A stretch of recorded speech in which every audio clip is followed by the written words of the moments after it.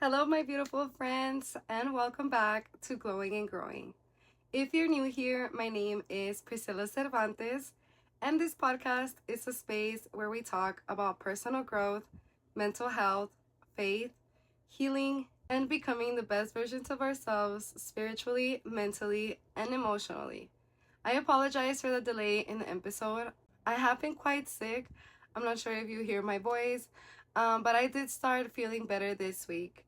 So, this season, we are exploring faith and psychology, bridging the gap, because healing doesn't have to be either spiritual or psychological, it can be both.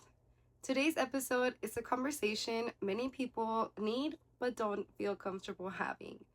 Today, we're talking about anxiety, fear, and faith.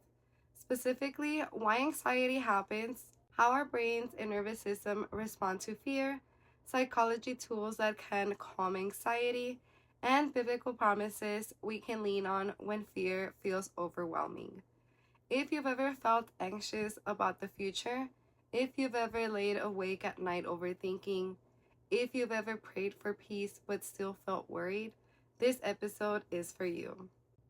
First, I want to start by saying something important. Feeling anxious does not mean your faith is weak. In many Christian spaces, anxiety is sometimes misunderstood.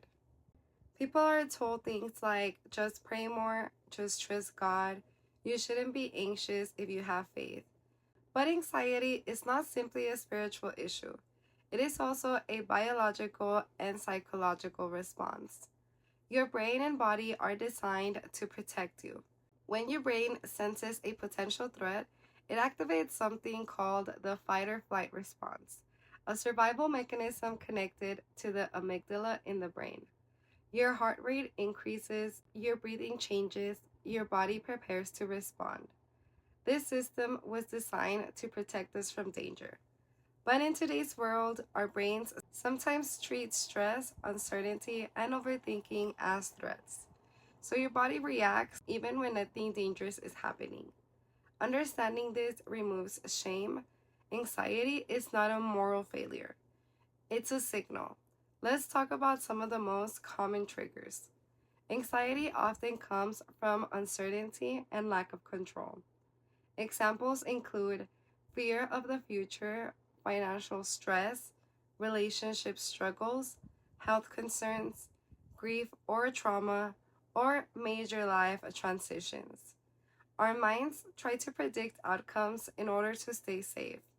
But when the brain cannot find uncertainty, it fills the gap with worry. Psychologists call this catastrophic thinking, imagining worst case scenarios. Your brain is trying to protect you, but instead of helping, it keeps you stuck in fear. This is where tools become important. Let's talk about the practical tools that actually calm your nervous system. These are techniques therapists often recommend. Tool number 1, grounding techniques. Grounding helps bring your mind out of anxious thoughts and back into the present moment. One of the most effective exercises is called 5, 4, 3, 2, 1 grounding. When anxiety rises, identify 5 things you can see, 4 things you can touch, 3 things you can hear, 2 things you can smell, and 1 thing you can taste. This exercise activates your senses and signals to your brain that you are safe. It interrupts the anxiety cycle. Tool number 2, breath regulation. When anxiety rises, breathing becomes shallow. Slow breathing tells your nervous system to relax.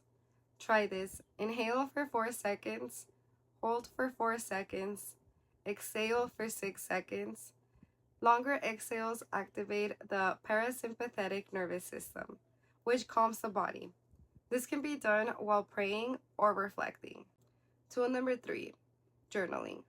Anxious thoughts often feel overwhelming because they stay inside our minds. Writing them down helps externalize them. Try this journaling structure. What am I worried about? What evidence supports this fear? What evidence challenges it? What is a more balanced thought? Journaling turns emotional chaos into structured reflection. Now let's talk about the spiritual side. Scripture acknowledges fear, but invites us to shift where we place our trust. One of the most powerful passages about anxiety is in Philippians 4, verses 6 and 7. It says, "Do not be anxious about anything, but in every situation, by prayer and petition with thanksgiving, present your requests to God, and the peace of God will guard your hearts and your minds." Notice something important. The verse does not say anxiety will never appear. Instead, it tells us what to do when it does. Prayer becomes the process of releasing control. Another powerful promise comes from the book of Isaiah, chapter 41, verse 10. "Do not fear, for I am with you. I will strengthen you and help you." Faith does not mean life will be free from fear.